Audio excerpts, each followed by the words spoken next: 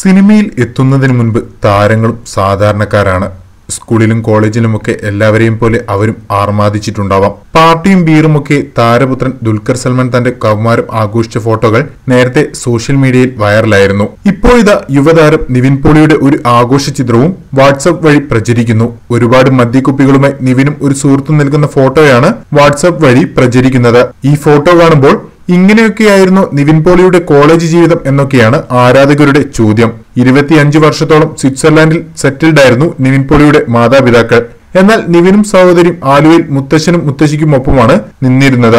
വേനലവധിക്ക് മാതാപിതാക്കളുടെ അടുത്ത് പോയി വരുമായിരുന്നു. ഫിസാറ്റിൽ നിന്ന് ഇലക്ട്രോണിക്സ് ആൻഡ് കമ്മ്യൂണിക്കേഷനിൽ എഞ്ചിനീയറിംഗ് ബിരുദം നേടിയ നിവിൻ പോളി കുറച്ചുകാലം ബാംഗ്ലൂരിൽ ഇൻഫോസിസിൽ ജോലി നോക്കിയിരുന്നു. 2006 മുതൽ 2008 വരെയുള്ള കാലം ബാംഗ്ലൂരിലായിരുന്നു നിവിൻ. എന്നാൽ വീട്ടുകാരുടെ നിർബന്ധം കൊണ്ട് ജോലിയിൽ ചേർന്ന നിവിൻ 2 വർഷം കൊണ്ട് ആ ജോലി ഉപേക്ഷിച്ച് നാട്ടിൽ തിരിച്ചെത്തി.